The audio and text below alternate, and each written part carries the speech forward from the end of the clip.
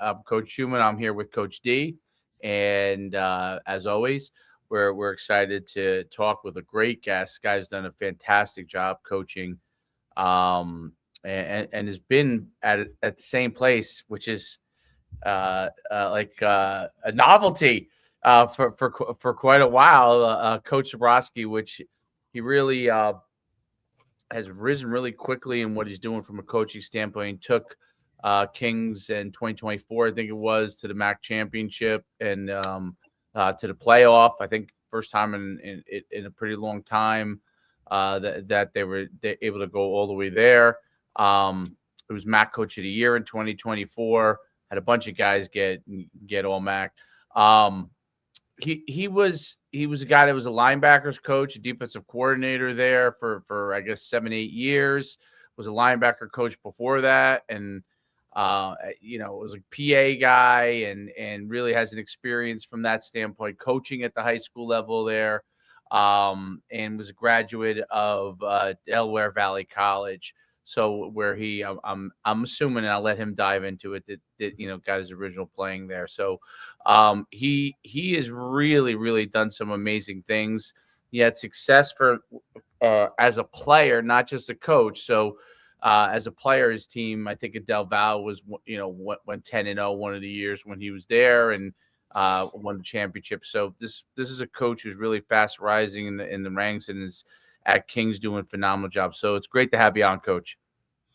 Pleasure to be on, guys. Good morning, first of all, and I'm just glad to be here. So thank you. That's great. It's really good to see what you're really doing. You've had a lot of success. If you could just kind of dive in to your whole career, your playing career, and your coaching career, and some of those experiences you've had along the way. Yeah, I mean, it all starts if I go back, and I'll even go back to the high school times. I grew up in a town called Lehighton High School, Lehighton, Pennsylvania. If you ever heard of Jim Thorpe, it's the town next to Jim Thorpe. We're right at the top of the Lehigh Valley. We played in the Mountain Valley Conference back then, which is now the Lehigh Valley Conference. It's a blue collar town. You know what I mean? It's made up of factory working, coal mining workers. Big time, blue collar town. And that mindset has stuck with me all those years.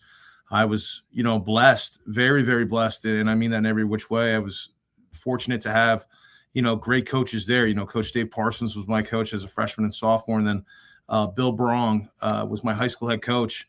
He actually got me into coaching when I was done playing. He's a father to me in my mind. And I talk to him to this day, and he's meant everything to me. And then, I was fortunate to get those guys, and we won in high school. We won multiple games in high school, and that winning mindset and blue collar attitude, work kind of stuck with me. And then I was fortunate to receive a scholarship to the University of Buffalo out of high school. A guy by the name of Bill Laser recruited me out of there, and then I played for a guy by the name of Jim Hoffer. It didn't work out there like I wanted to. Obviously, coaching staff changes, things of that nature. Ended up coming home, and then next thing you know, my actually small world, my best friend, one of my really good friends, was playing at a school called Delaware Valley College, and one of the nights, it was June, it was late June. He's like, "Hey, why don't you come down and hang out one night?" He's working on campus. And I was like, "Wow, this school's kind of neat." He goes, "Yeah, you got to come back and play football." I'm like, "I don't know. Maybe." Yeah. The next day I get a phone call by a guy by the name of Coach Gregory Feedick. And Coach Feedick's the O-line coach. He's been at the O-line coach for over 20 years at Del Val. And he just started talking to me. And then the next thing I know, the next day I get a call from Coach G.A. Mangus. And he ended up calling my mom. And he's like, "Come down for a visit." I went down there. And next thing you know, I'm an Aggie. And best decision of my life, honestly. You know what I mean? I met my wife there, everything like that. And then, we won a lot of games. You know what I mean? We won a lot of games, very successful. But the biggest thing is those guys are my brothers for life. I talk to those guys every day. We have a golf trip. Mike Isgro and I and a couple of the guys, we have a golf trip that we go to Myrtle Beach, South Carolina every year.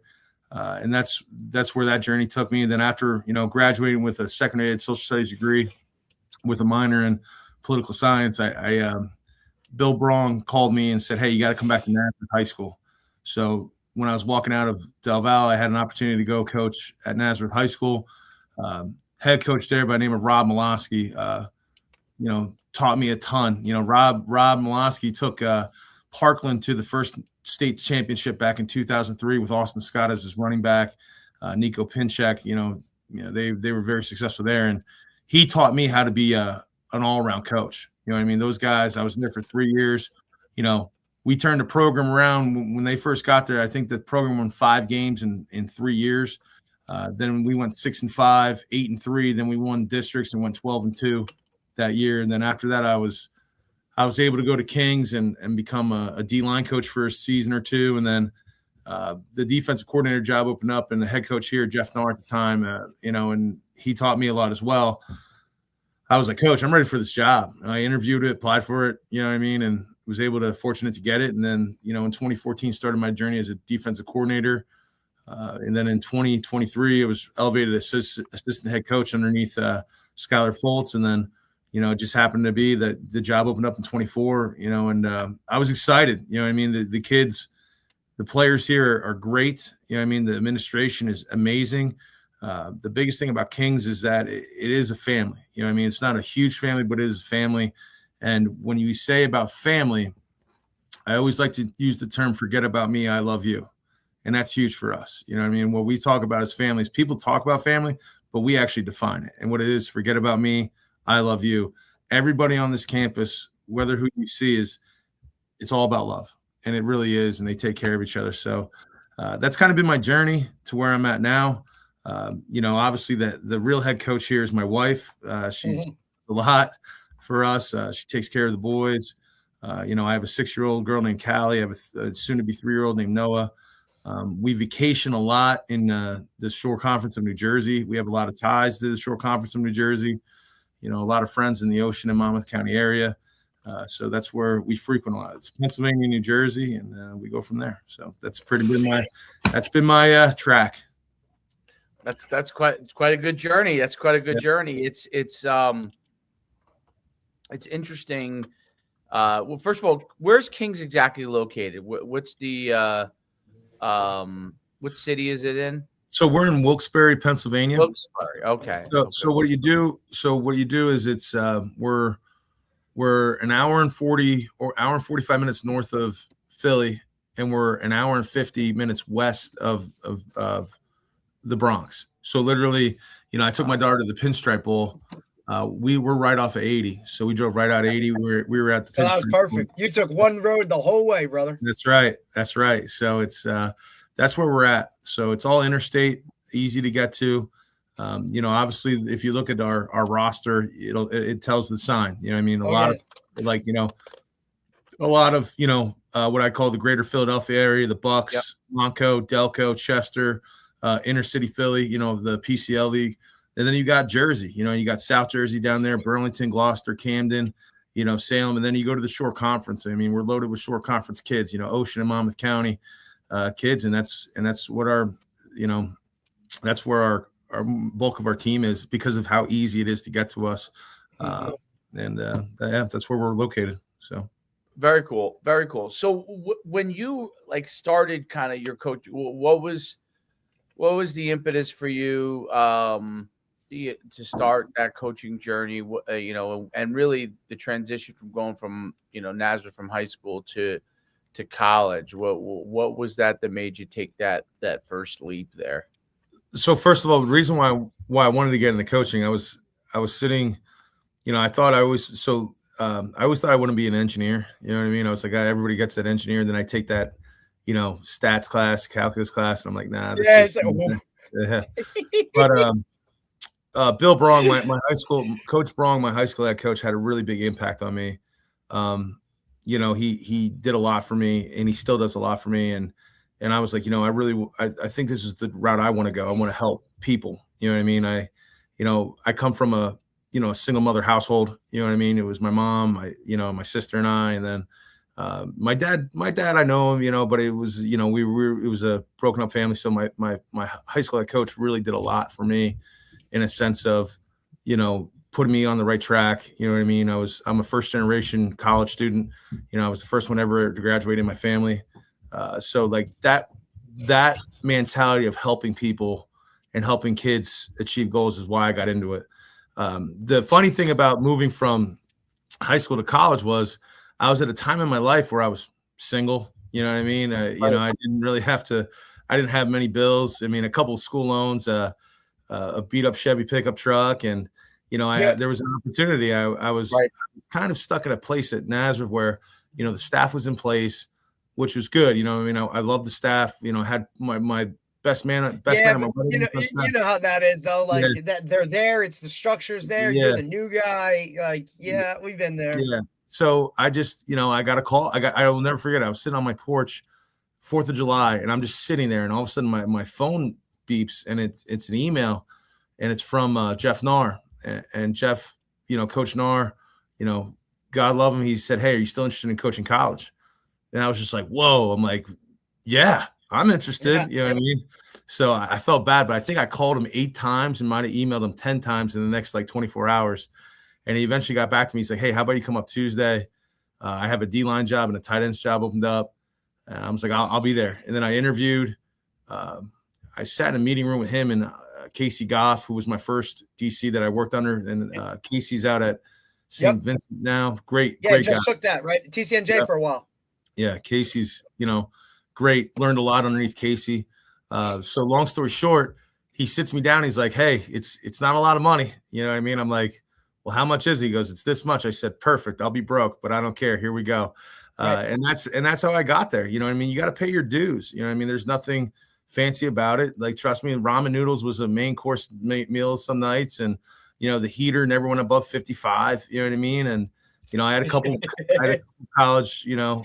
college coaches that lived with me, and we made it work. And and that's huge. You know, I mean, one time in the house, it was myself, Skylar Foltz, who is now the head coach at McDaniel, and then Tyrone Young, he's the head coach at Kentucky Wesleyan. Like we all, and then Sammy Kagos, who's now a big time recruiter down in Florida. I mean, we all 4 of us lived in a house and we made it work. So that's and then we survived and we're thriving. You know what I mean? So no doubt. And it's that grind of the early part of it that kind of sets a foundation for kind of your own work ethic for what you want to instill in the guys that come behind you. Talk about how, you know, when you got the opportunity first to become a coordinator, and then, you know, obviously the opportunity in 2024 to become a head coach, but what kind of those 2 leaps were like for you? And, you know, were they different stage leaps for you? Were like, you know, where you really had to deal with different things? Obviously at head coach, you're dealing with different things than you are a coordinator, but talk a little bit about that. Yeah. So when I became the defensive coordinator, I didn't know a thing. I'll admit, like I was green, you know what I mean? And I mean that, you know, in a sense, the first person that I was very fortunate, you know, Coach Narr coached at Muhlenberg before he came to Kings. I was very fortunate to be able to clinic with Duke Donnelly, God rest his soul. But Coach Donnelly, you know, took his time with me. You know, we clinicked multiple times, taught me a lot. And he showed me how to build a culture defensively, what we look for defensively. You know, these are the tips. This is what you look for in a linebacker. This is what you look for in a D lineman. So I have I owe a lot to, you know, Coach Donnelly and the time that he really spent with me over those times. When I took that leap, it was trial. It was, you know, trial by fire, man. I was in the fire, and you know, you got to go. I mean, you can't turn to anybody. You got to go, and then you have kids that are now relying on you. You know, you're responsible for a whole unit, and you know, it took me. What the cool thing with me is that I had to move to linebackers because now I needed to know the back end and the front end, and then I needed to make sure our guys were squared away. The coolest thing that it taught me is that I always looked at everything. Oh man, look at this blitz, look at this, but you might install it from the front to the back, but you better build it from the back to the front.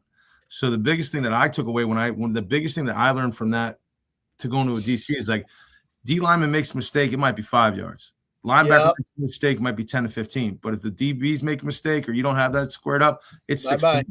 points. It's 6 points. So that was the biggest lesson I learned. And then, you just the other thing that really stuck with it was, we didn't have the fastest guys, we didn't have the biggest guys, but we had guys that could play. Like we had guys that, gave great effort. So my job was, it's not about the scheme, it's about the players. So what can they do? Don't tell me what they can't do. Tell me what they can do. And we've always structured our defense around guys and what they can do. I've predicated myself on, there's games we got under. We had 12 different packages, and it might be just for one call, and that's okay, because those were and it gives the guys onuses. It gives the players an onus that they have, a responsibility. So that was the biggest change for me going from a position coach to a coordinator, is being able to coordinate that and making sure our staff is all on the same page. I've been blessed to have, I keep using the word blessed, but I've been very fortunate to have great, assistant coaches as well. Through my time here, guys, like Jeff Endy was with me. Now he's at Ursinus. Andrew Nevitt was here, guys that just, and then Edwin Edwards, who's now the DC at TCNJ. Those guys have gone through here, and Tommy Gilmore. Tommy played for me. He's now the special teams coordinator at Eastern. Chris Bantel, him and I worked together we worked there many years. He's now at Wilkes. So I've been fortunate to have quality, coaches. Another coach that was here for a little bit that really helped me even more in 2019, the spring 20, Frank Sheptock, who's now the head coach at Bloomsburg. He was here for a little bit with me. Great guy. Great guy. He was here with me for a little bit, and he helped me even more in that. And then, when the time came to be the head coach, I felt like I was more prepared for that than I was being the DC, because I already gone on a couple head coaching interviews. I had a couple head coaching interviews at that time. So it was really, really, really good for me. I already had everything I was looking for. I had a staffing set up, recruiting set up. Obviously, recruiting and staffing's got to be, recruiting's number one. So I felt like when it was time to take over, it was good. And not only that, like the benefit for me is that I was already here for 12 years before I even took over. So I knew what to expect. I knew the structure of the school. I knew who how it is, who you need to talk to, when you need to talk to them, how you need to talk to them. And I knew who you're going to talk to, and it's actually going to get things done. Yeah. You know what I mean? Like the intricacies of what actually goes into being in Wilkes-Barre, Pennsylvania. You know what I mean? Even like how you're going to approach, like, we all have that binder, right? Where we've taken things, or we've literally have, a section that says, no, like this is not what we're going to do. Right. And you keep that as you go along. But I think the experience of going on interviews beforehand is a big deal. Even if, look, like, I would go on interviews as a younger guy when I thought I wanted to be a head coach. Now, no way. Absolutely. Right. Like I would go on those interviews almost going in like, yes, I'm going to approach this. Like I want this gig, but you know what I mean? Like I don't, it's more of an experience type of thing. Go in, you kind of see how it is, and then ask for that feedback from that interview, like, hey, what wasn't right, or it wasn't the right fit. Why? Right. To get that kind of feedback. I think that stuff, that actual like boots on the ground interview process can really aid as you move forward within it, Correct. There's no doubt. And the biggest thing that I tell coaches all the time, I always heard this before, you won't become a head coach. And everybody told me is like, you don't really know how it is till you sit in the seat. They can tell you all about it, but it's true. Like now for me, it's like, I never had to worry about a budget. It was just football, making sure my kids are good. Now, my focus is not only on that, but it's, academics. It's, how we make sure it's budget. So it's a little different of a role, but I feel like I was better prepared for that, in a sense, that jump than I was when I went from position to coordinator. So, it's been great. A lot of support here. One thing that people don't know about King's College is, we were started by the University of Notre Dame, the Congregation of Holy Cross. So we have that athletic support here. So it's been very, very good for me, in a sense, is that, I can talk to the president anytime. I can talk to the VPs anytime. Everybody's very open. They want what's best for the players. Close to half of the whole college is nothing but athletes. So it's it's not a very big commuter school. There's a lot of kids that stay here. So it's been very comfortable. It's been a very comfortable transition, and obviously winning helps, so. Yeah, absolutely. And Kings has had, since you've really been there as an assistant, as a head coach, it's probably best run in its history, as far as from a program standpoint. And it's really had a lot of really good success and has some great years. It's Division III level, what you said, that the school is made up of a lot of athletes, that especially the Pennsylvania Division threes. There's no doubt that's a large part of it, right? Because a lot of them are private schools, and the athletes make up the majority of the school, and that's creates a certain culture too that I think is positive, right? Because there's a lot of people that are all kind of pulling in that same direction, and looking to do similar type of things, which is really cool. Talk about like how you generated kind of what your philosophy is. You talked about family early on in the beginning, like what is your focus as a head coach with your program, and then we'll get to talk a little recruiting after that, because that kind of leads into my next question. But yeah, talk about that part of it. Yeah. So the biggest thing, like I go back to, is family, and you're going to have schools that talk about family, but can they define it? Can they show it? Is it can you show it? And the biggest thing for me is that, with that being said, is that, my guys were, Easter this past year, I had 15 guys at my house. Yeah. I mean, my wife and my daughters are always, my daughters are always at practice. Now she's in school, so now she's mad that she can't come to every walkthrough on Friday. But the other thing is, it's just about being 1-0 every day. The biggest thing I tell coaches all the time is, don't ask your players to do something you're not willing to do yourself. You know what I mean? And even with your staff. So I talk about being 1-0. That's all we talk about. 1-0. I don't focus on tomorrow. We focus on right now. We focus on what we got to do today to be the best version of ourselves and be the best that we can. So, like, perfect example, I'll go through a day with you. If I have a 9 o'clock class, well, I'm up at 7:30 and I'm in the cafe at 8 a.m. getting a good meal. That's being 1-0. Coach, I'm struggling in math a little bit, communicating. That's being 1-0. You got to be able to communicate.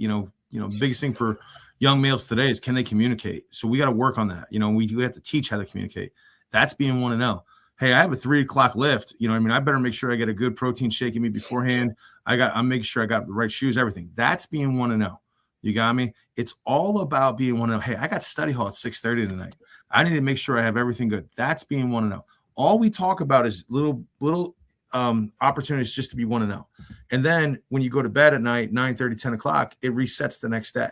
See, the thing is that if you focus on 10 games, you're not going to win one of them. You got to focus on the minute little details, and that's all we talk about. The biggest thing you talk about at King's College is they're all about being 1-0. That's it. I mean, and the biggest thing is that, does it sound super simplistic? Yes, but let it be simplistic, right? Because that's what success is. You know what I mean? If you're gonna look at our success just as the end result, I said that's a problem.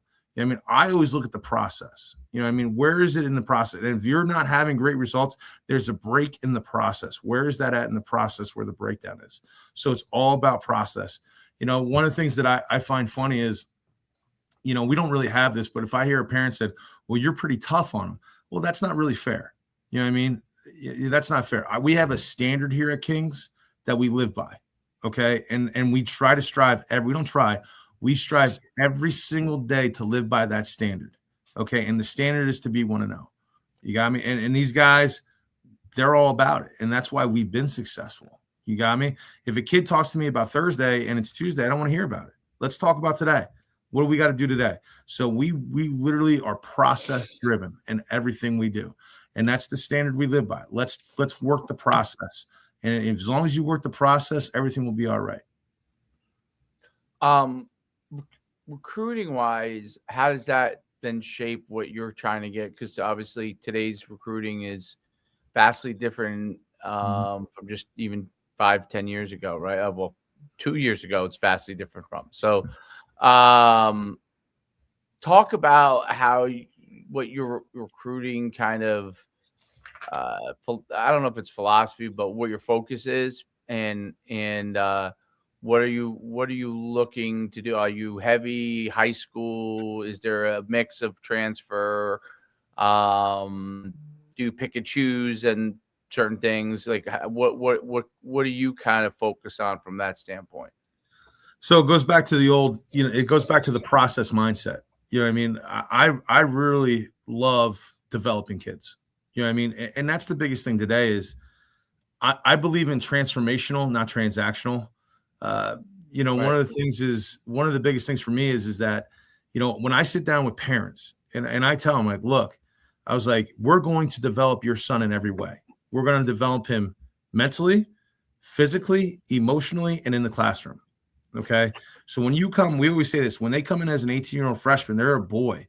When they leave, they're going to be a man. So when I recruit guys, I look for guys that, can I develop them?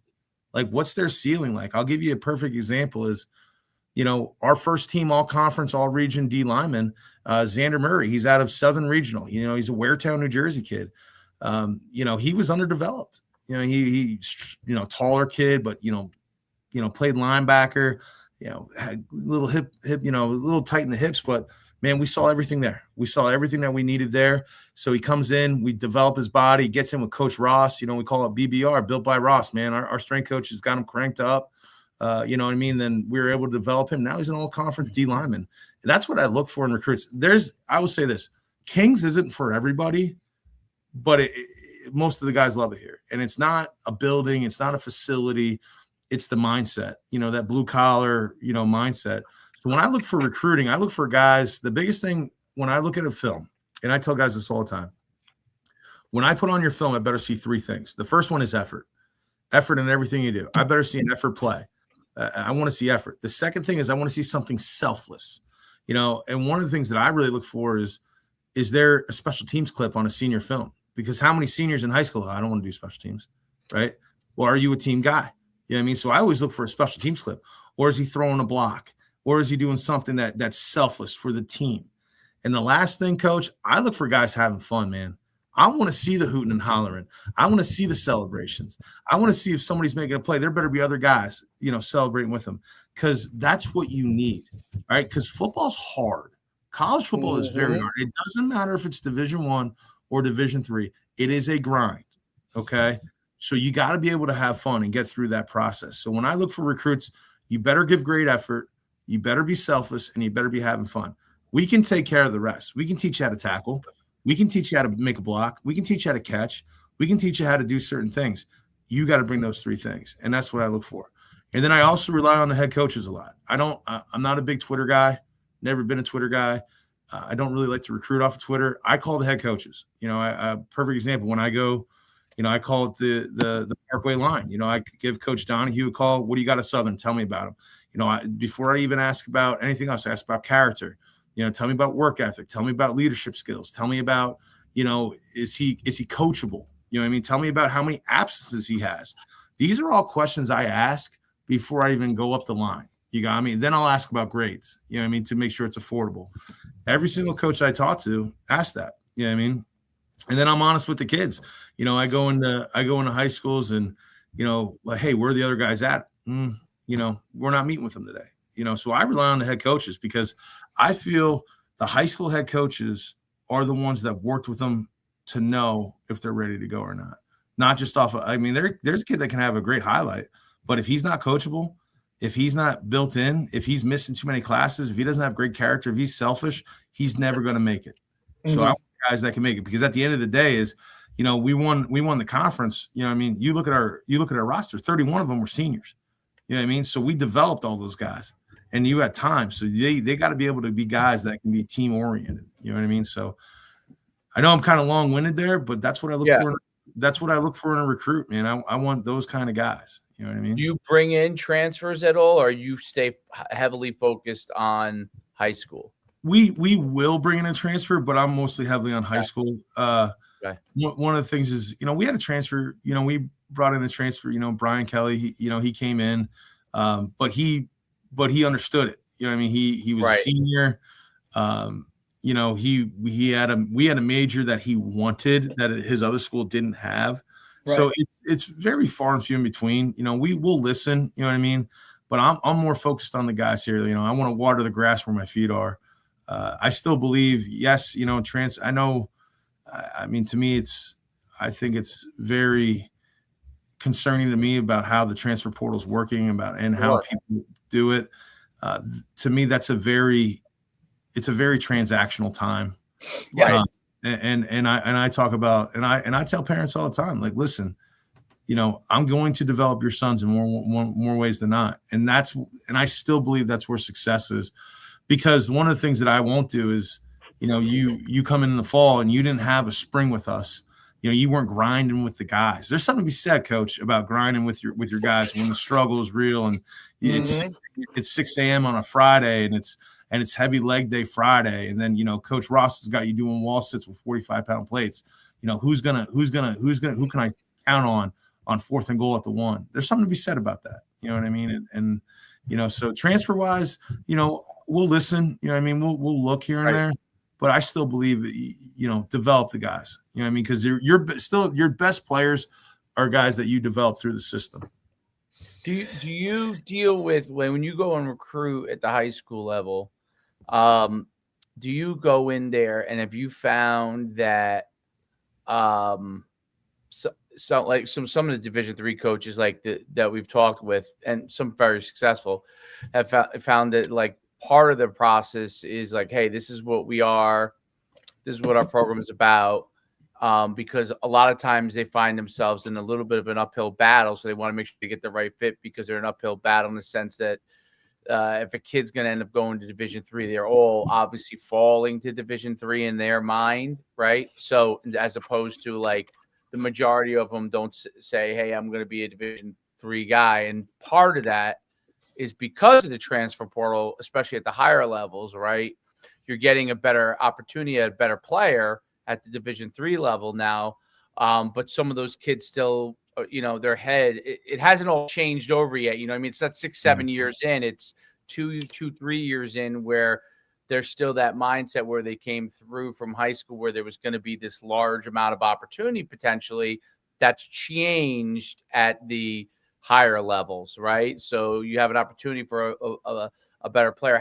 How do you kind of do you see it, first of all? Do you see that at all with any of the players you talk with, or and how do you kind of shape that mindset if there's a kid that has a lot of questions about that kind of stuff? So here's the biggest thing is I tell people this all the time, and I think this is key. One of the questions that parents, and I hope a lot of parents and players are listening to you, they don't ask Coach, how do you plan on developing me?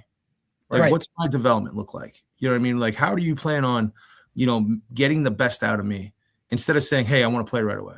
Well, is that really the best for you? Hey, Coach, I'm a Division II guy. I'm an FCS guy. Is that really the best for you? Are they going to develop you the right way? Those are the questions I ask every parent. Are they even going to know your kid's on the roster? Yeah. I tell every parent this. I sit down, every parent that walks on my campus, I sit down with their sons, and I sit there and say, this is the plan for you. And I go through step by step a developmental plan for them. Some kids are more developed than others, and I'm honest about that. But you also ask that question to the head coach. And look, you've been around, the areas you recruit, the high schools you're going into, the programs and the coaches within that.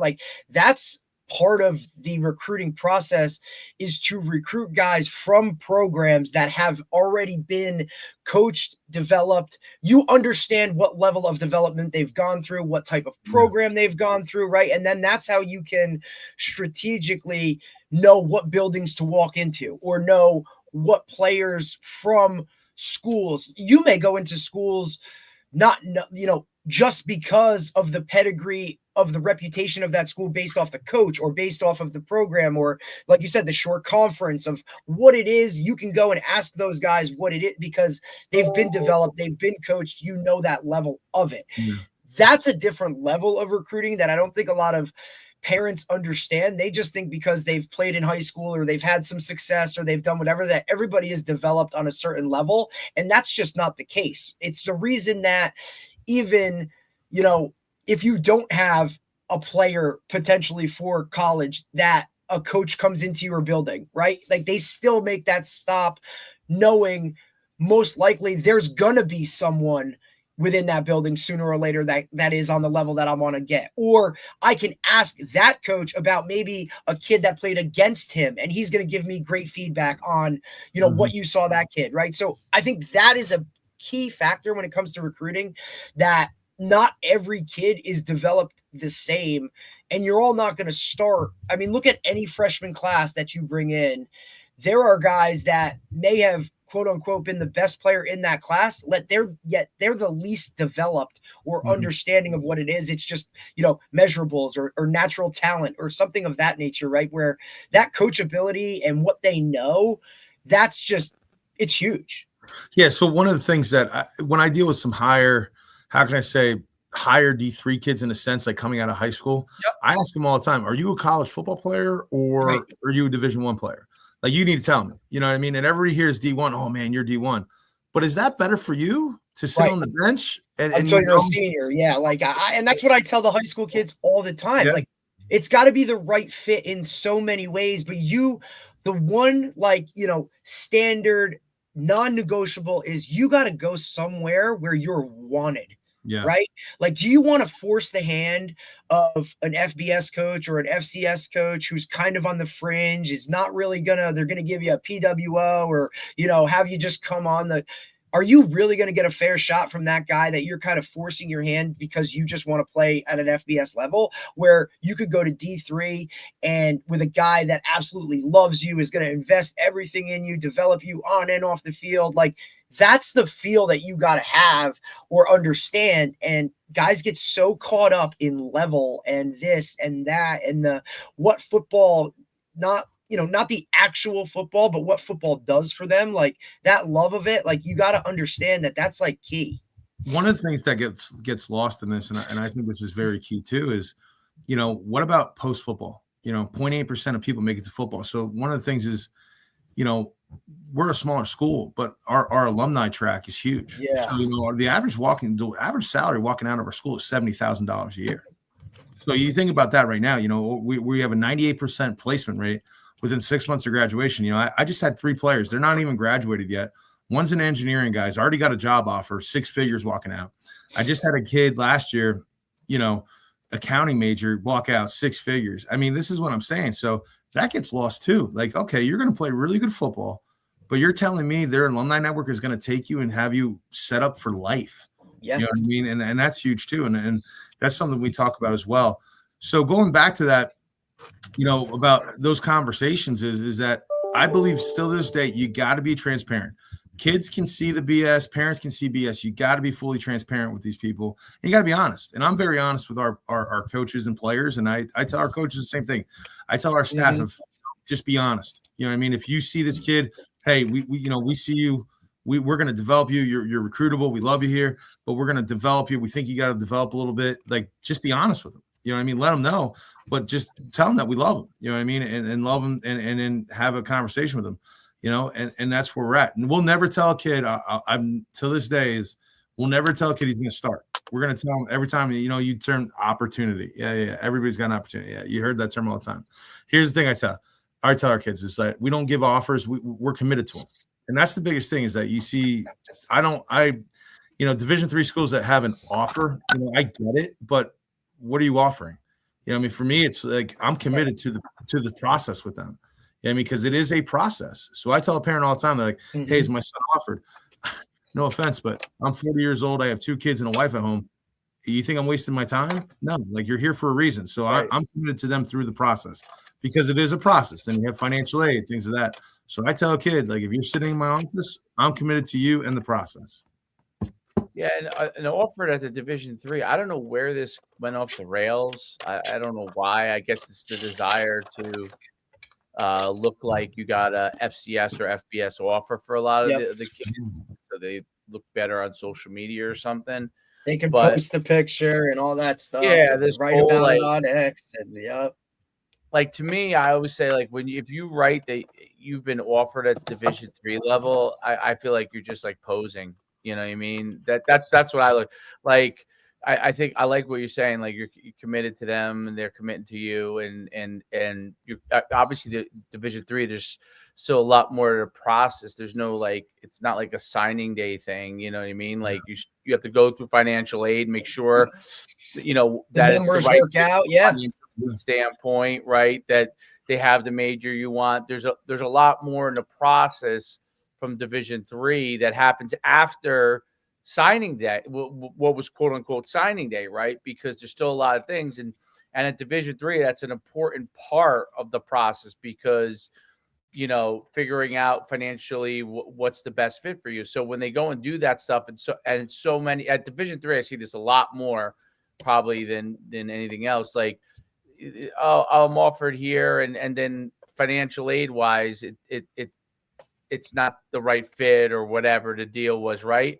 And then they got like egg on their face because now 6 months later they're writing, I'm going here, right? Where they were so focused on this other stuff instead of just taking the time to figure out which program was the right fit and focus on this school offers me, this school offers me, this school offers me. Yeah, not to cut you off, Coach, but like I thought you brought up a great point. So why I say committed to you through the process is, here's a perfect example. We also recruit the Lehigh Valley of Pennsylvania very hard. And I had a player, right major for Kings. He was in the right major for Kings, very successful guys in the NFL, in the sports medicine field. Andres Armstrong's with the Detroit Lions, Brian Hicks with the University of Miami Hurricanes. So we've been successful in this field. And the kid wanted to come to Kings, but flat out wanted to. Unfortunately, what happened was there was a Division II school in the state of Pennsylvania, gave him a little scholarship, and the money part of it was, it was not as significant, but far enough apart. His high school head coach called me. He's like, Coach, like, he really wants to come to Kings. The Division II school also had a really good program in sports medicine. I called the kid straight out and I said, listen, man, we love you, but it is in your best interest to go to that other school. And I told the kid straight out, and he's going to be a great player. But that's why I say an offer to me, I'm more committed to the player instead of, you're offered to come to Kings. No, I'm committed to you personally. And that's what I mean by that. And that's where it derives from, is an example like that, where I have a kid who, in all intents and purposes, if I was a scummy car salesman, man, come here, pay the extra. Yeah. And then have the extra debt. Nah, man, you need to go to that school, get an education, and you'll be fine. And that's what I mean by that. It is a process. And I still go by that. It is a process.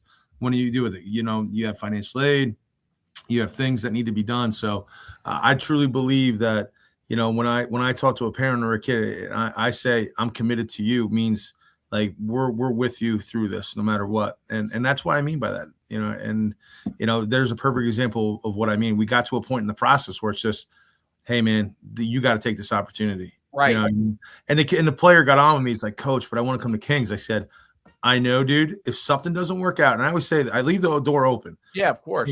Of course. Yeah, you never burn a bridge. Hey, thanks for recruiting. I said, if something happens, give me a call.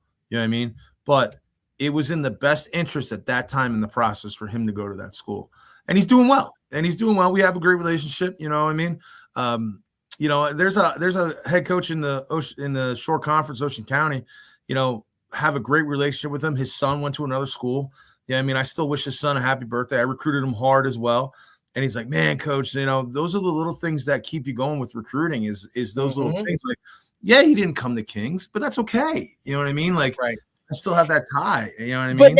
But because you've continued to keep that relationship with him, he may now go and tell one of his buddies or somebody asking him in the direction of like, hey man, if you're looking for a spot, like this is the spot. You know what I'm saying? Like that, I think is just always, it's one of those things. Like I was raised that way. Right. But that was a really hard conversation to have with college guys that had recruited you and had literally called you every week for weeks, to have that conversation and be like, hey, I'm going a different direction, Coach. And some of those guys were pricks about it, and some of them were extremely cordial and awesome. And I mean, it was a really hard thing as a high school kid to do that, right? But to those guys that kept those relationships, I mean, yeah, I didn't go to your school, but I could still message you and you're going to answer and not blow me off. And some of those guys have become mentors in the coaching field for me, where I still talk to some of these guys and, where they're at now and whatnot. And especially now with the way the transfer portal is, like,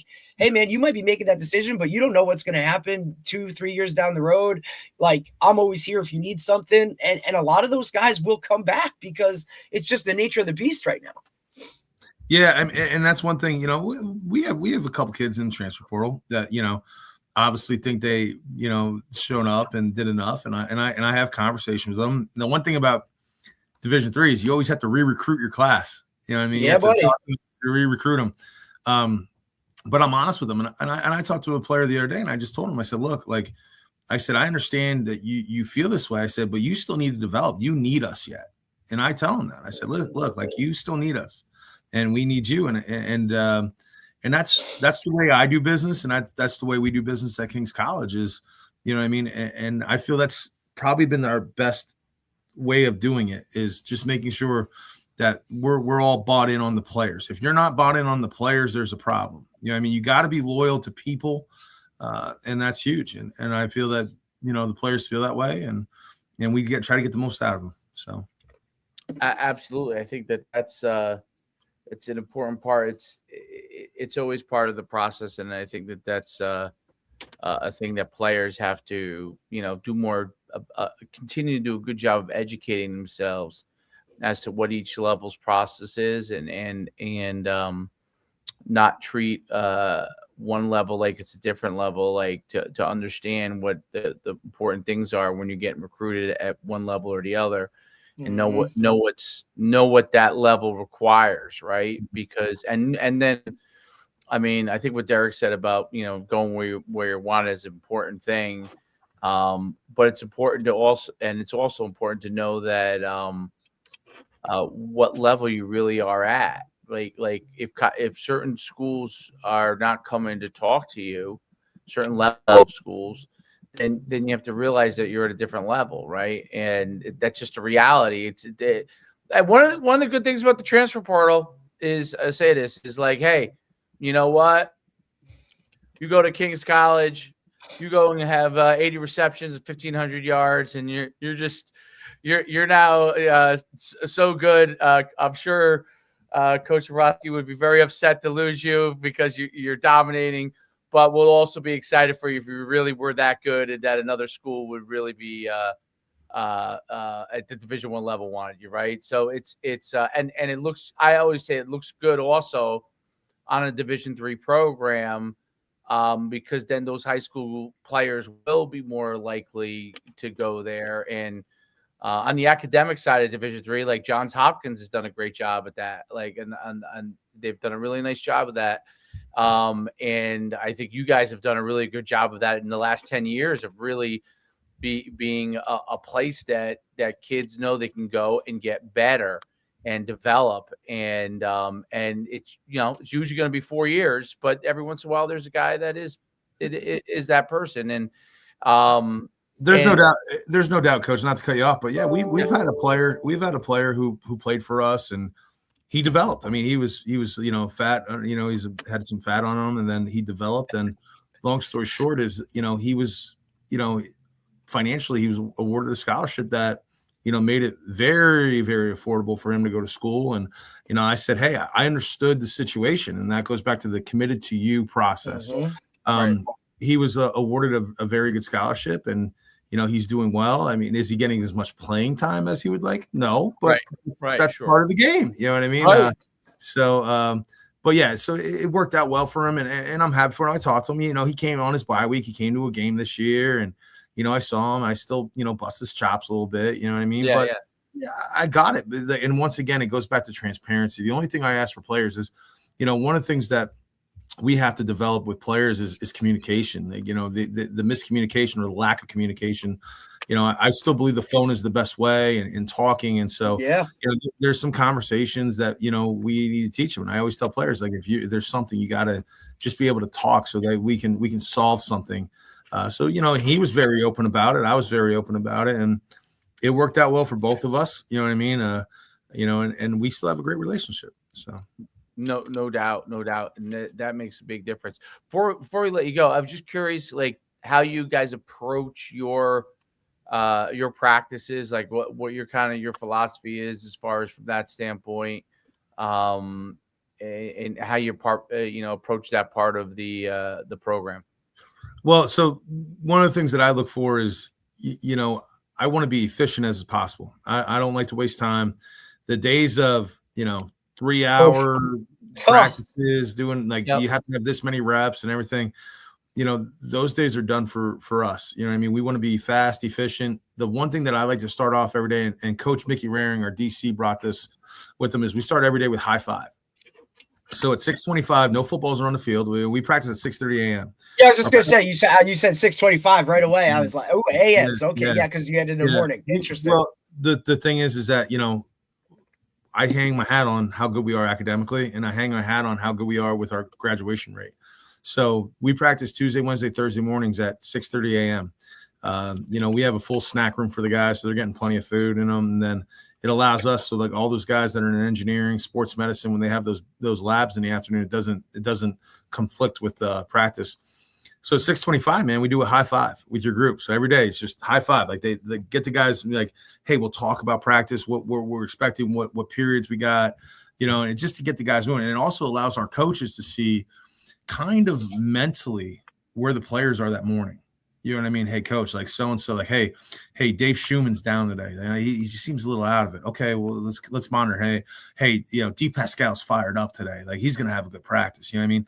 Right. So that high five period, we get like, not only do we get to see the guys mingle a little bit and just joke around and talk about that, but we also talks to who, you know what I mean? You got your clicks within that team all the time, you know what I mean?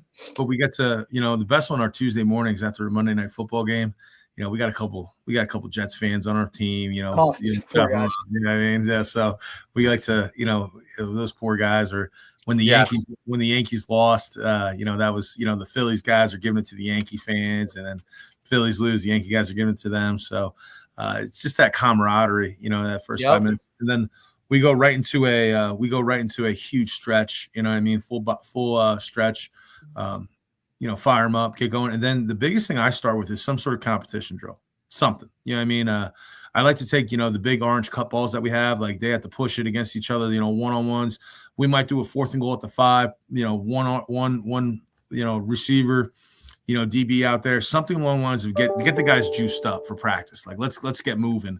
There are times where I spot the ball. It's third and 2 from the 6. So there's an opportunity to get a first down, and it's 1st and goal, you know what I mean? And then we're out of there in 4 plays.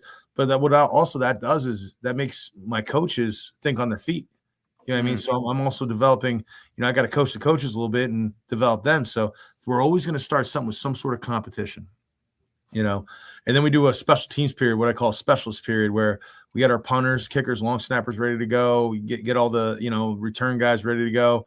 We'll work some sort of skill with, the punt guys, the kickoff return guys, do something there. And then we're in the Indy. Every Tuesday and every Wednesday, our team run period or inside run period, it's ones versus ones. I don't care. I don't care the scheme. I don't care. It's ones versus ones, good versus good, iron sharpens iron. You're going to block counter differently. Yeah, you're going to block zone differently a little bit, but it's really not different. You know what I mean? There's still something to be said about running the ball and stopping the run.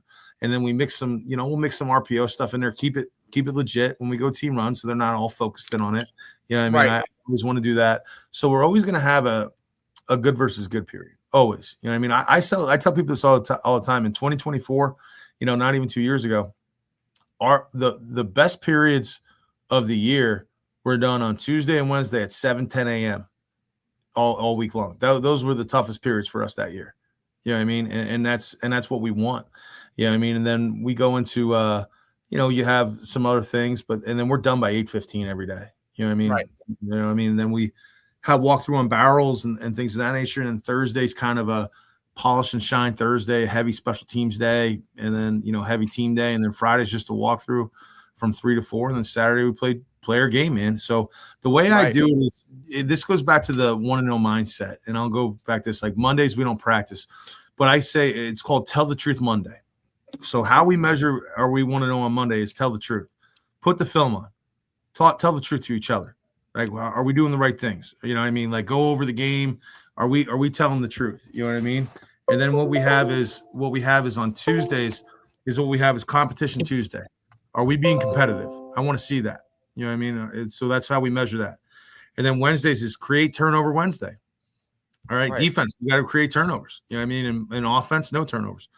And then there's a radio station in Pennsylvania called they call it No Repeat Thursdays. So they don't repeat a song on Thursdays. So we don't want to repeat a play. So on Thursdays, we better have no repeat Thursdays. That's our goal. That's how we want to know. Do we have to repeat any plays? Do we have to repeat any coverage? No repeat Thursdays. Polish and shine Friday, and then play fast Saturday. Mm-hmm. And then we call it rest and relaxation Sunday. Are you resting? Are you relaxing? Are you recovering? The triple R. Rest, relax, recover. So those are the ways that goes back to the 1-0 mindset. You know what I mean? And that's kind of how our week goes. No, it makes a lot of sense. That's really good. It's the theme of like getting them efficient and moving fast and competing. I think just goes so far with the athletes, and especially today, it keeps them engaged, keeps them going to high level. So it's been great having you on and talking some football. What you're doing there is phenomenal. You in a very short time period have had a lot of success, and I'm sure that'll only continue to grow in the future, Coach. Really, really great having you on today. Guys, coaches, I appreciate all your time, and it's fun to get on here and chop it up and talk some ball and everything that goes with it. You know what I mean? And like I tell people all the time, it's the game is the game. It's the things around the game that make the game special. And, it's always good to talk about it. And I hope, parents are listening, and I hope, players are listening and they take something away from it. You know what I mean? So no doubt about it. And yes, they definitely are listening. They definitely are. Yeah. We get a lot of feedback on it. So it's great having you on, Coach, and wish you the best. Happy New Year as well. And hopefully this new year continues to bring you a lot of success. I appreciate it. And Coach Derek, man, I wish you nothing but the best for you and your wife with your newborn coming. And thanks, buddy. I hope you have the coffee machine ready to go. Oh, we're good. Talk about no sleep every day of the week, right? Like, yeah. That's the focus. But I appreciate you taking the time, buddy. It's always good to talk to you when I see you on the road. It's just you've built something. You continue to build something off of what that foundation is, and like I said, it's always a great opportunity to sit down and talk with you, buddy. So I appreciate you taking the time. Absolutely. When I stop back into the Ocean County area, man, we'll hit up and we'll talk some more ball. That's it, buddy. You let me know. What we can do. So, all right. So appreciate it, gentlemen. Have a great day. Thanks, buddy. We'll talk soon. All right. See you, man. Coach. See you. That was great. Good stuff. Very good stuff. Yeah, man. He's got it's a niche. You know what I mean? Like, it's got to be a niche for those types of places, right? Especially for what it is, where it is. Look, I've sent players there. They love it. Like, not just himself. Like, they love the school. They love how it's close knit and sports matter, right? It's a good academic school. It's not so far off the beaten path. You know what I mean? Where guys, it's easily accessible and for what it is. But for what he's done in a short period of time, when it comes to like the actual winning of games and that type of stuff, like this, like you said, this is the best run Kings has ever had. And it's, you can see why. It's like, I love that, like, when he touched on, like, it's about us, like, you know what I mean? It's not about bringing in transfers. Like, we're still going to develop and take guys from, take guys from freshman year to senior year. You know what I'm saying? Like, and we've heard a couple guys when it comes to that. I think Division 3, each place is different. So 100% where you need that will work. There are places probably that it wouldn't work as well. It really depends on what your school is like. Obviously there are places where you're going to have more transfers than others, but right. And you're going to build your program from that too. So it's interesting though. It's really it's interesting to see the different places and what works for them. Or how guys want to approach it. You know what I mean? Like, it's that too. Like, he's a cut and dry, no bullshit type of here's what it is.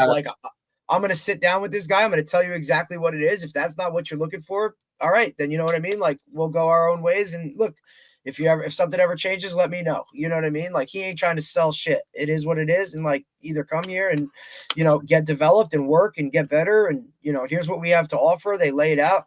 Like, we didn't even get into it, but, I heard him go through the whole thing of like their, how they do their, sticker, like what it's going to cost and all that. Like, they have a great setup there, cause you look at it sticker price and that, takes some people's breath away for what it is, but the way they work it and how it, they maneuver things and find the right grants and packages and stuff like that. Like, you're paying very little up front, but there's nothing in the back end of like, hey, gotcha, like now you're coming out of school with this. And it's like, that's not how they do it, but that goes back to his relationship with the president and the VP and like the school itself.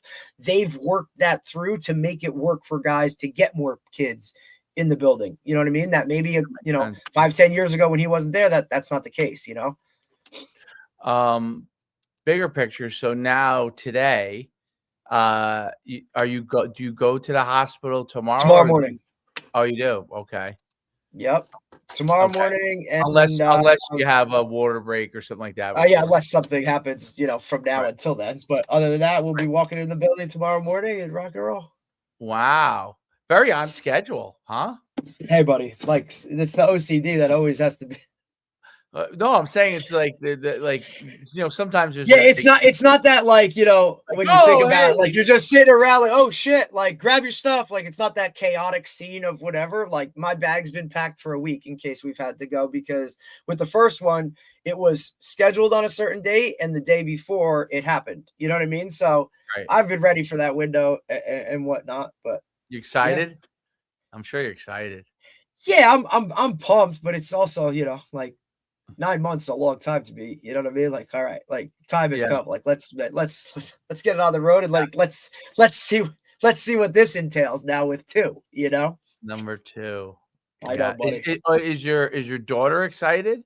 She's juiced, right? Like, and now I think she grasps it somewhat, but I don't think she really gets it. You know what I mean? She's 2.5, so she's changing dolls and saying, "Mommy, I'm gonna help when Carter comes and whatever," and like she gets Carter.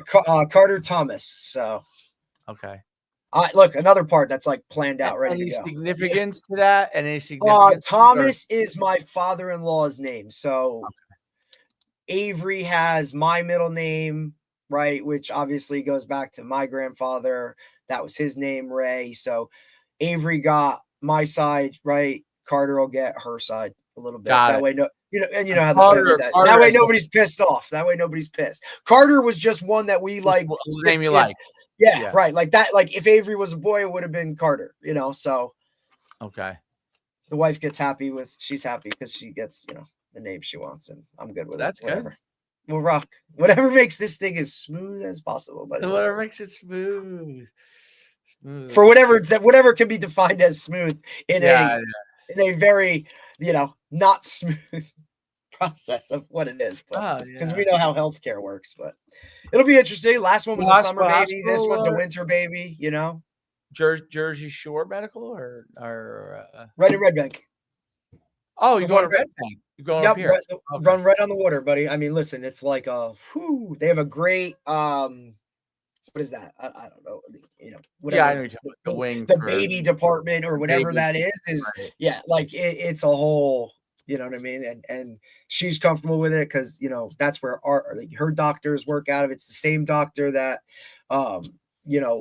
delivered Avery, so there's a lot of familiarity. And that's where Avery was too. Yeah, Avery was there too. So it's a nice setup. They do a really good job. So that is cool, man. Amen, buddy. Excited. That's exciting. It's wild. It's wild. Boy, now you're gonna go. I know. Now it's a different level. Super kind, loving dad. Yeah. Are you kidding me? I'd be like, "Are you serious, buddy? Like, really? Like, you didn't work out this morning? Like, you didn't work out? Like, what yeah. Are you just gonna play Roblox all day long? All day, right? Like, that's great. You built that Lego in 10 minutes, but like, buddy, we gotta move a little bit. Hours? that and by the way, every dad deals with it. It's not, it's dude.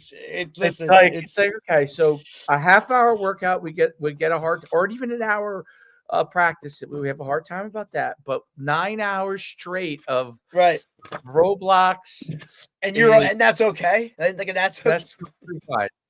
So you should be an all-pro Roblox player by now. Correct. Like where's your income? Where's your first income? team Roblox. There should be a Roblox championship you should be a part of, because you've been training for it every day, 7 days a week. Every day. I mean, you're putting in 60-hour weeks at Roblox, But it's funny. Oh man, I got to go. Hey, a little off that path. I did have one thing. Do you think? Obviously, we've seen so many of these NFL guys get let go this week. Oh yeah, so what is the best job on the market right now? Oh. Is it the Ravens? Is it the Giants? Is it the Titans? I like what? Stefanski is supposed to be interviewing today because there was about 50,000 pictures of him in Newark Airport, right? Showing up, but every team, I believe, has reached out to Harbaugh right away.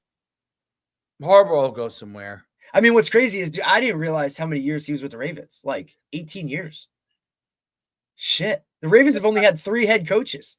Sometimes you that long. 100%. Sometimes you just need a different voice. But you know what? But the switch up to stability, right? Like the same things with like when the Steelers were questioning Tomlin, right? And then he goes and makes the playoffs. Still be in trouble? But if that's switched, right? If the Ravens had beat the Steelers, is it the other way and Harbaugh gets retained and Tomlin's out? I would say possibly, yeah. I think if Harbaugh lost in the first round, if he made the playoffs, he might be out too. Just because, I'll tell you what, though, if Harbaugh does go to the Giants, if he does go to the Giants, like I think I will start to almost be somewhat of a Giants fan because I think if he goes to the Giants, I think the Giants will have success pretty quickly, immediately. If like they're a playoff team next year. If the Giants were smart, they would hire him. 100%. But he's older. I know, but you don't need. So my philosophy on Harbaugh would be, we don't need him to be here for 10 years. No, we need him to get. We need to get the Giants back to being the Giants, even if it's 5 years, right? And he retired. Aren't you a Cowboys fan though? Yeah, I am. Okay. The Cowboys is just.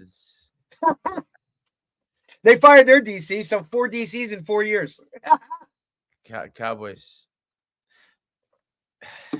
I know. Listen, you could be the Raiders. Supposedly he's interviewing for Giants too, right? Who? McCarthy, I believe, is set up. So Stefanik, McCarthy, Harbaugh. So they're definitely trending on the older track. Young. No. Yeah, yeah. I mean, look, what the fuck is young though? Because like you're talking about what's his name? You're talking about what's his name with Seattle is still in his 30s. I mean, shit, McVay is still only what? Where do the Raiders go, dude? Like, oh my god. The Raiders are paying. Did you see that stat that the Raiders are paying over $50 million in coaching fees of guys that aren't even in the building anymore? Oh my god! I don't want to get. I just got a text. I know. Oh god. Nothing bad. Just UConn making some moves though. UConn. A lot of places are. Yeah. I mean, everyone's making moves. You know what I mean? Like. Basically, Penn State is now Iowa State. Did you see that? How many guys have jumped on that roster? I think what was it? 19? I think it was like 19 players. Hey, I know this is like a spot of contention, but I think the same thing is going to happen as soon as Ole Miss loses.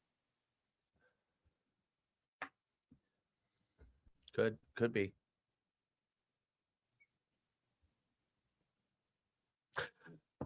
Ole Miss, LSU. Yeah. I don't know. Yeah, I mean it depends. World. It's a wild world, dude. Kyle, it is a wild world, Dave. Like from coaches movement to player movement to NFL to NC, like to college. I mean, we're still playing college football, by the way. Like, there's still games left. Like, we still have a quarter. We still have a semifinal game and a national championship. You know, like, this is still all happening. While I would love to see how staffs are handling, like, the real behind the scenes of hosting transfers for visits right now, teams back on campus getting starting winter workouts. Like, if you're one of those 4 teams still playing, how are you juggling and managing all of that schedule? Like, what do you do? Like, how much is game prep? Like, is it still in season mode? I think this is why now, like, you have so many guys on staff.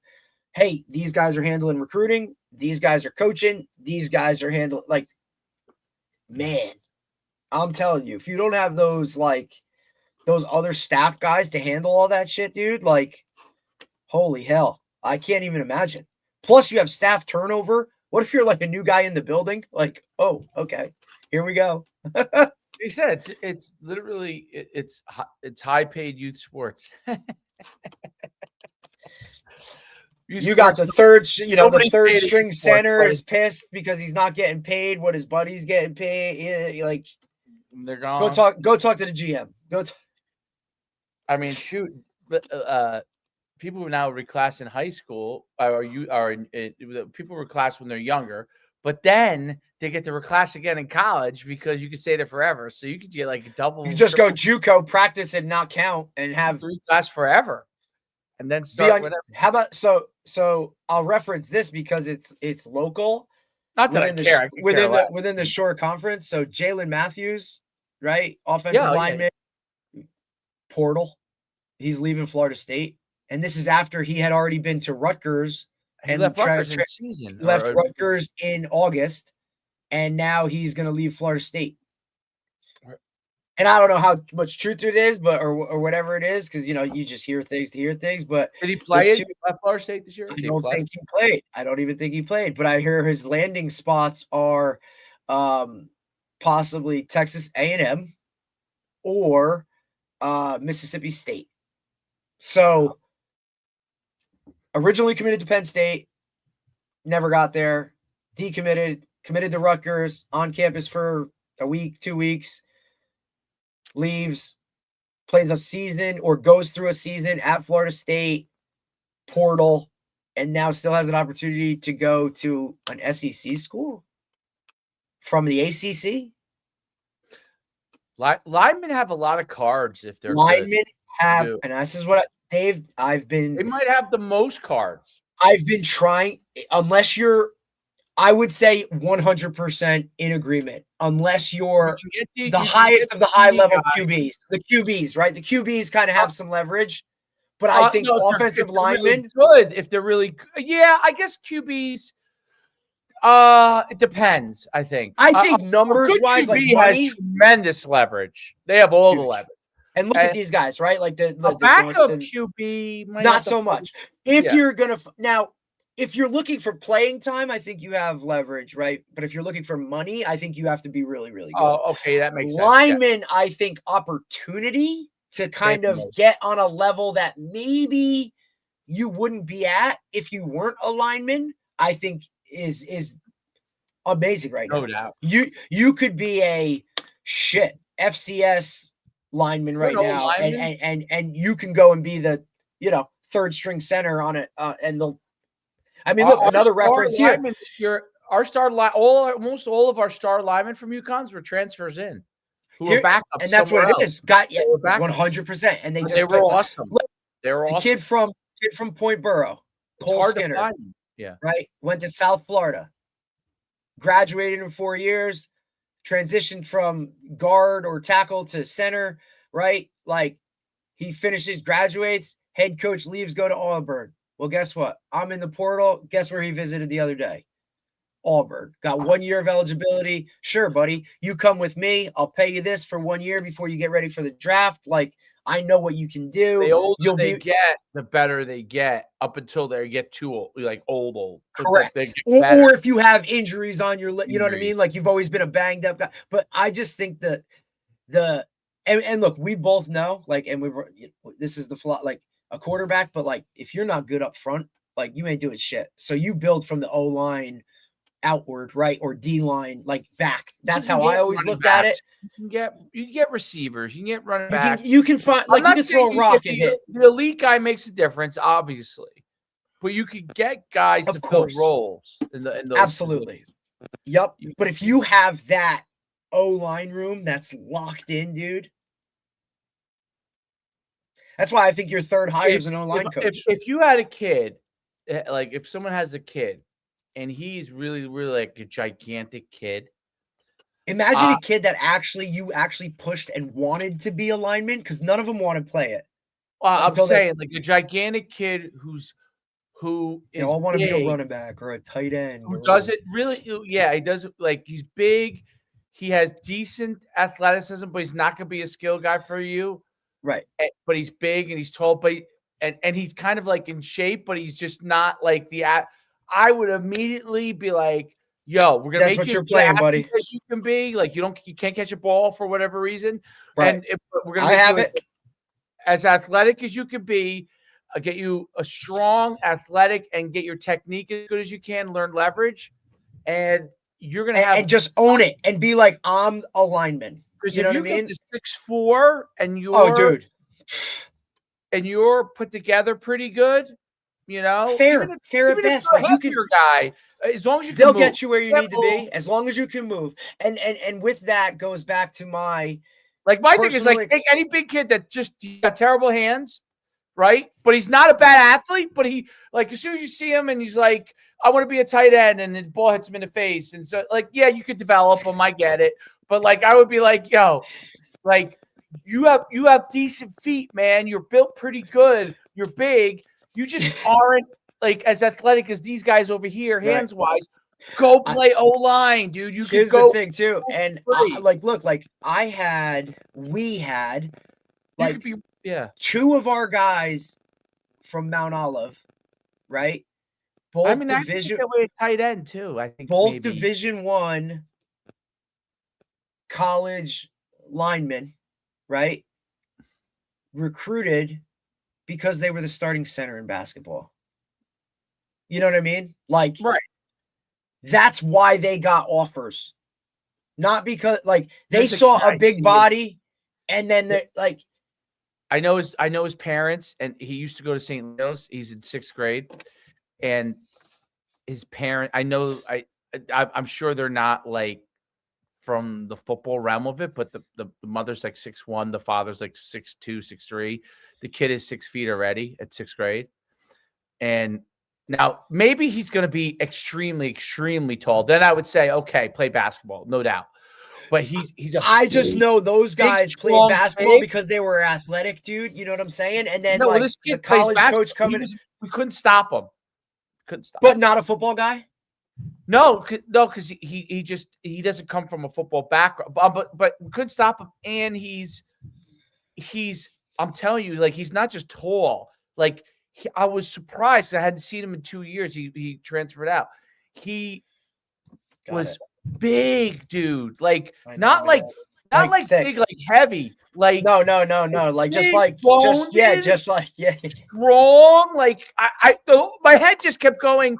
You know what? Unless if he's 6'10", okay, I get it. If he ends up, well, he might be. He's already 6 feet in 6th grade, right? So maybe he is going to be. Yeah, because 6 feet in 6th grade. That's 6'4" is Oh, hell yeah. That's really tall. So maybe he is going to be that tall, and then he should be a basketball guy. But I in my head immediately is like, if this kid just caps out at like 6'6", like he should 100%. He would be the greatest left tackle. He moves good. He moves like, you know what I'm saying? And you know he's got hands because he can catch the ball. You know what I mean? Like, you know those guys have hands.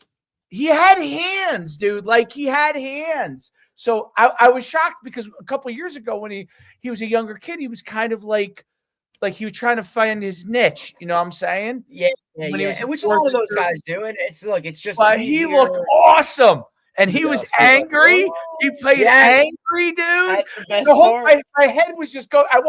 He was talking to Nicole all the time. I wanted to be like, you know, maybe he should play football too. I wanted to say, buddy. he was tough. I was like, man. I also think it comes that my football brain just started going in overload. Right. of why those guys, and look, we've been trying to find a secret sauce for how many years now, right? For those guys to develop and be and want to be linemen, right?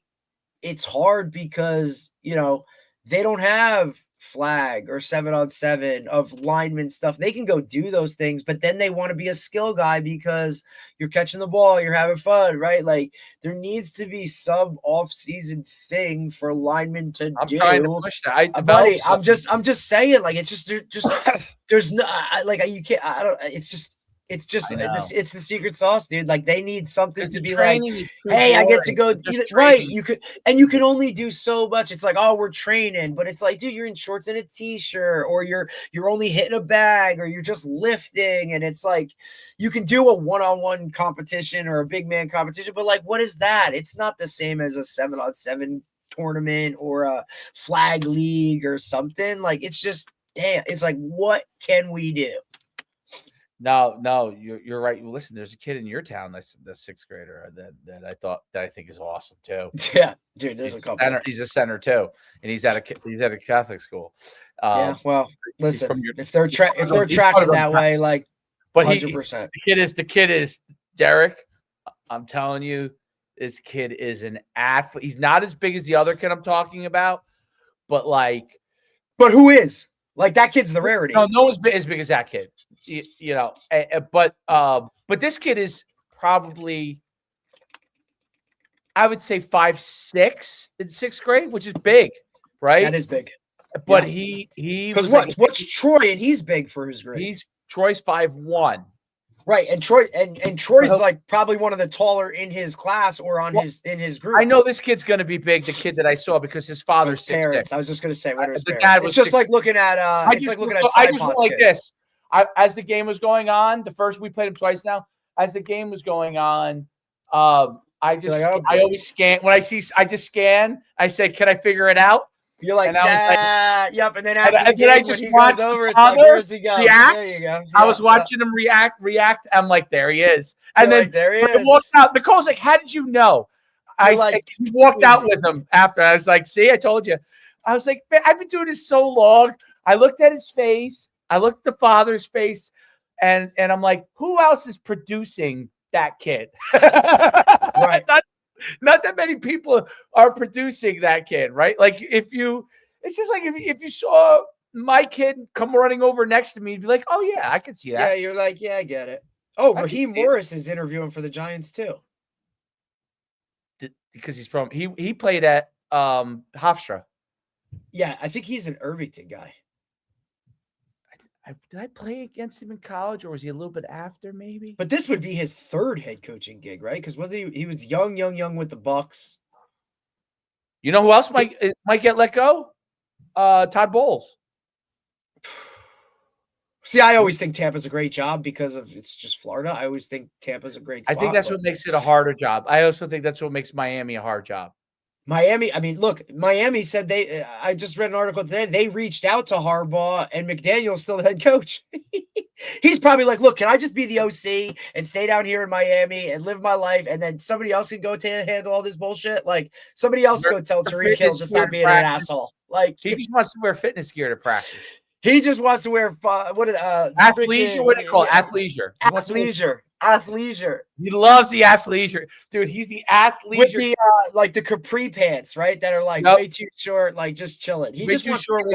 I bought 3 of those because I wanted to see. Like, I got them cheap on the TikTok shop. Yeah, and I was like, I want to see what this stuff is like. I like it.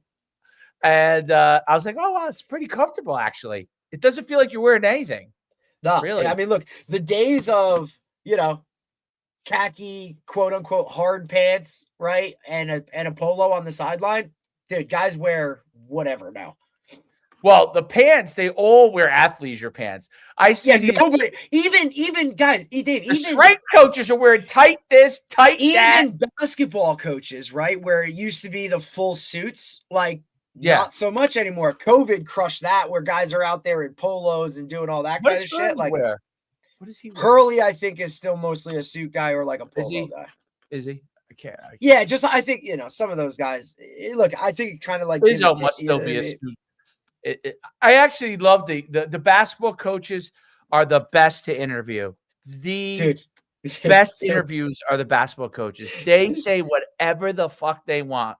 They don't give a shit, bro. None of them, dude. The NC State guy, Hurley, Izzo, Izzo's been going on it. Calipari, like they don't give a shit. From Houston, he goes on rants. Yeah, Calipari, Patino. I mean, there's a lot of them. Patino has a lot of content, and I don't even think Patino understands that he's creating content just because it's, you know what I mean? Like, same with Calipari. I don't think those guys have any concept of that world, but, you know, because it used to be, right? Like, you say something, hey, your quote's in the paper, right? It took at least 24 hours or a couple hours for that print to come out and people to actually read it.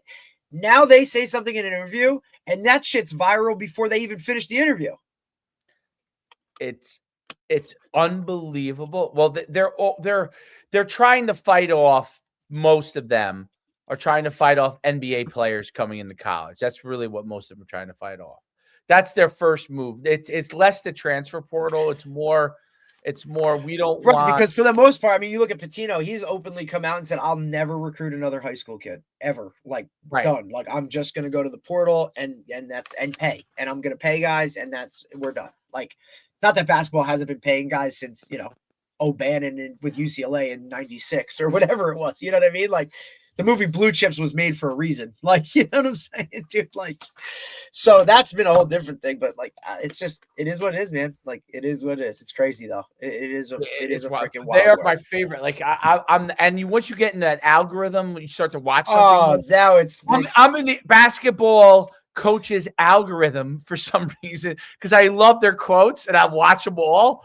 And I just think they're hilarious. They are so hilarious. You know what I also thought was great? Did you see Kim Mulkey when she took Lane Kiffin onto the court? I was like, what, they dated? Like, like Kim Mulkey show, she's a trip. She's a trip. She got him on like she's wild. Like, wild, dude.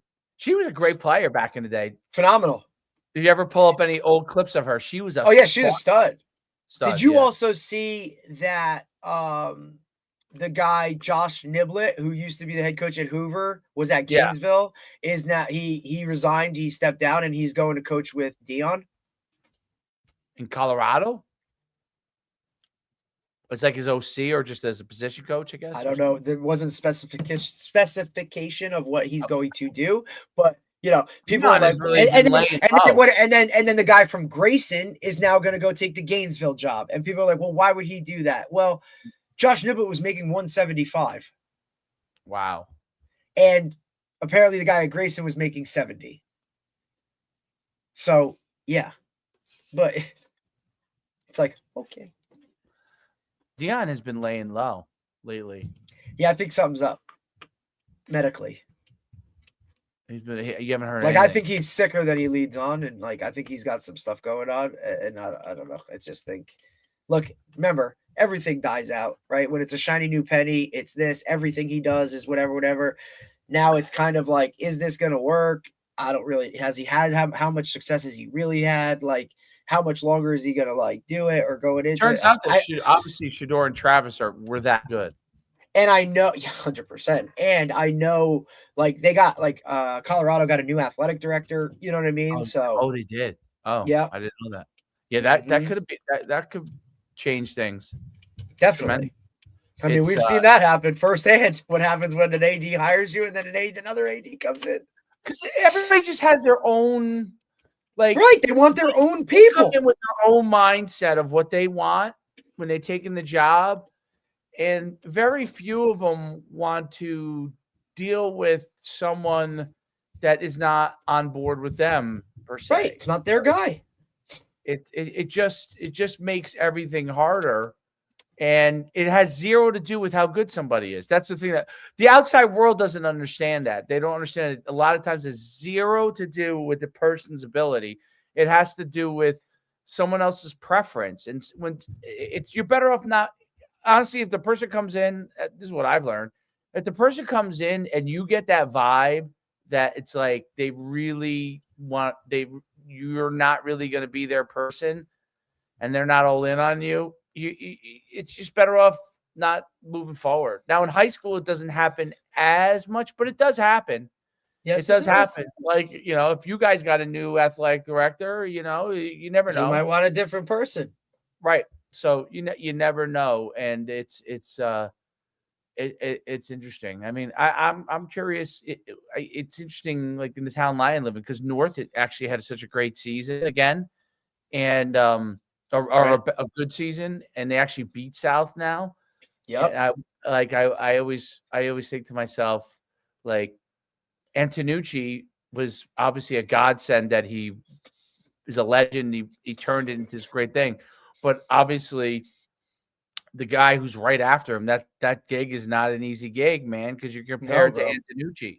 You're not all the time. It's like taking it's like taking Penn State after Joe Pa, or Florida State after Bobby Bowden, or you know what I mean? Like, it's very hard. DeBoer after Saban, like shit, dude. Like, yes, you could be very good and still have a lot of issues, So, but yeah, it's I'm curious on all that kind of stuff. But I also see, like, I heard I don't know if it's true, but I heard like Vianney is going to try and do what RBC has with St. James. They're going to try and start like a youth. They're trying. Yeah, that's what I heard. I don't know if it's actually going to happen. See, I think I think that is a lot harder when you don't have like a like I always reference Pope John, because they have a 7th and 8th grade middle school already there, right? Like, there's Pope John Middle School. Has one, doesn't it? Don't they? I don't think Vianney doesn't. No, that school. No, it might be a school that sends most of their kids there. Oh, okay. But it's not like Pope John Middle School is like Pope John on Pope John campus. You know what I'm saying? Like, it's next. Although that hasn't really helped them. Well, yeah, but I'm saying it's wise. But I think when you. But I know what you're saying, continuity. Right, like, yeah, it's just like, it's like when you look at the programs in Texas where the middle school is attached to the high school, or whatever that is, that you're running the same shit, you're doing the same shit, the same. Buddy, Parochial's so tough hard. In that, like, you could have that there, but people still have aspirations. 100%. And so and people are still going to recruit them. They don't care what school they're at. So you could have them in your feeder forever, and somebody offers them a better situation, and it really doesn't matter, right? Like, now if a kid is on the fence, I think it definitely helps. I mean, going to that school all the way through, and they could take it or leave it. These other places, they're coming to you. Like, so correct. I think you might get the program. I think you'll get a lot more of the program kid from there. Right. Yes. I don't know that you're getting all of your. You might get lucky once in a while, get stars from that. Right. I don't think you'll get that consistently. I think you're going to get your program guys, which is not a bad thing. It's not definitely not, because you can win a lot of games with those kids. You win a lot of games with your program guys. You'll probably have less issues. You will. You're still going to have to go get a superstar from somewhere. But always Jimmy's and Joe's, buddy. Yeah, unless they. I mean, shit. We just talked to a Division III coach who literally said we base everything we do around our players. Right. That's why we have 12 different packages on defense. Oh, that's a lot. That is a lot of packages. That is. But cool. All right, buddy. All right, man. I'll keep you up to date. Good luck I'll tomorrow. Let you know. Thanks, buddy. I'll talk to you. Yeah, we don't have to. No, we're good for the rest of the week. We're off the rest of the week because I kind of did that. I structured it a little bit like that. Yep. Next week, like we said, we wanted to hit Georgia Miller on a monthly basis. So she's going to be like the second Tuesday of every month. So she'll be back on. And then we have I have a couple booked for next week too. So we'll be back rocking and rolling, next week. What was I going to say? Next week, you're going to have to just have coffee next to you at all times. You're like, hey, man. Derek, you there? Yeah. Yeah, I'm good. Wouldn't be the first time I fell asleep on a freaking Zoom or a podcast. The night ones, I have fallen asleep. Depends on how, like, if I got enough sleep the night before, I'm okay. That's like I was talking to Wilson, Chad yesterday after we got off, like, hey man, come back on or whatever. Obviously now with like draft prep, like his mornings and days are like booked. I'm like, we could do a night one, buddy. I said, but night ones get a little wild. He's like, we'll make it work, bro. Like whatever it is, Night ones get better. The best viewership, only because I know that we do that Rebel one at night. And that one's viewership is now part of it is obviously there's so much stuff going on in politics. So like as by the way, as crazy, and I've never known it until I started doing political shows, as crazy as sports is, and sports is crazy. Like all these things happen. I first, when we first started the politics stuff, I was like, I don't think we're gonna have enough every week. That's gonna be interesting, dude. We don't have enough time. Like it's crazy. All the things between that go on every week. I until I really started paying attention to it. Like I would have, I obviously always paid attention to it, but not like more casually, right? And I was like, I'm just amazed at like how many things happen. So now I now know why, like the two by far most popular things on any TV network are sports and politics. That's it. 100%. I really understand it now because it literally, it's the reality shows used to be popular, but what happened in reality shows is they were really staged. What's amazing about sports, and although some people think all this stuff is staged anyway, but sports and politics is actually real. It's actually real that's happening, and it's happening in real time, and you don't know what's going to happen from week to week. So it's like it's its own reality show. Really, there's no I agree. reality shows. It's crazy. It's wild. Sports, I mean, that's why I developed that app, man. I mean, I'm finding out things like, oh my God, wow. Like I know it's crazy because it searches everything. It searches everything. Like I'm like, hey, can you find this, and this, and this, and this, and it's like boom, and then it gives me like an evaluation on every one of them, like right underneath it. I'm like, what? Like, so it gives me about. I rarely have I ever built anything that I was like, most of the things I build don't work.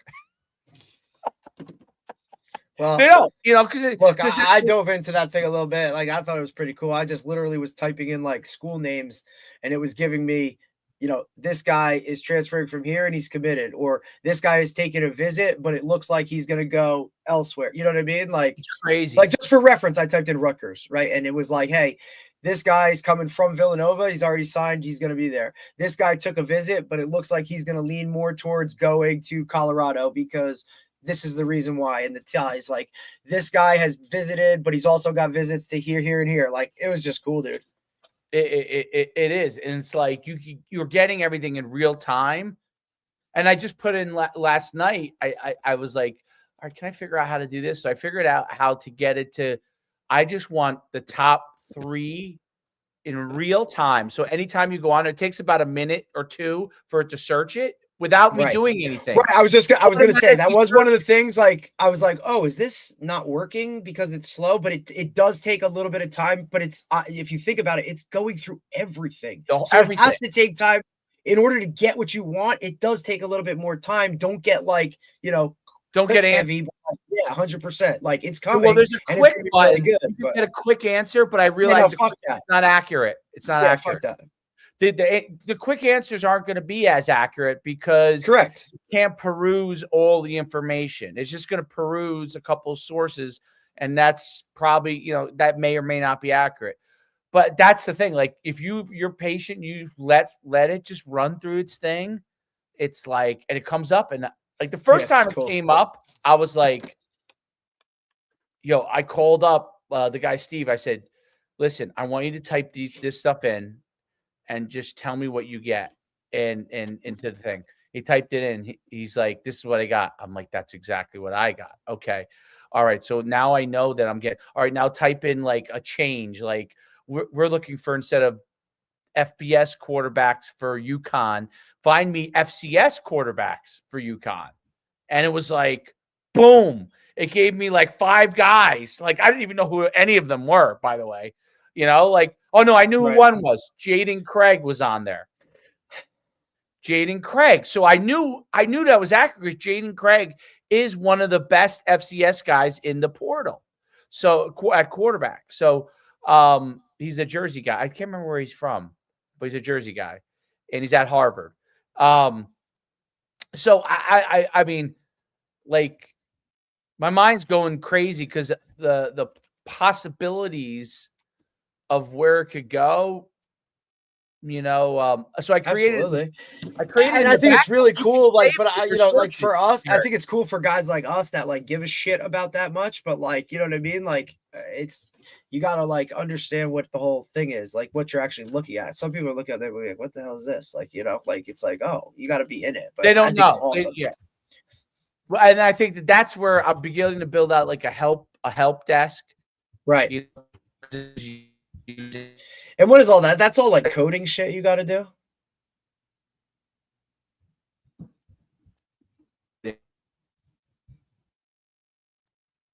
There. Yeah, it's coding and but it's not just the coding part. It's the it's kind of like some things don't work, you know what I mean, together. So right. You got to figure that out. You know what I mean? Like you have to figure out what works together because I put some things in there and all of a sudden didn't work the right way. Right. And then and then you're troubleshooting, you're figuring it out. But I mean, at the end of the day, I mean, shit, dude, it's pretty cool. Yep. And I'll tell you, it's interesting. It was great having the girl that we had on from Michigan, and Ashley. It's so interesting because down here where we are versus North Jersey, it is really a select group of people that are kind of the better people in what they do. You know what I mean? Mm-hmm. It's more defined. Yeah, like I had people ask me questions about this person versus that person, and like people were asking me about speed, and I had mentioned just casually, like I said, if you're really looking for someone to develop speed for you, like in this area, I said, you're probably best going to Ripped, right? Because that's really Bobby's like forte. That's his thing. Yeah, that's what he's done. If you're not, that's his forte. Like and that's like, but there are in North Jersey you might have 4 Bobbies, right? So that you could go to and you could be like 10-mile radius. I'm very comfortable with any one of them. I'm going to get what I need, right? This one's closer to me. You don't have it as you have people, but you don't have as many. Like if you wanted a guru in this, you couldn't just get it as easily. That's why it was interesting listening to her because how she went through her process. Like I just see it from a dad going through it now, how her parents, I could see how her parents are like, okay, yeah, we could try here and here. And here are kind of the select places that you're going to have to go through to get what you need down here. Not that there aren't great, there are, the people are great that do it, but you don't have, the population's not as big. So you don't have 4 or 5 times as many, it's very interesting, but anyway, all right, buddy. I'll keep you in the loop. You got it, brother. Later. See you, man. And good luck. Thanks, buddy. You'll do great. Game day. Later. Later.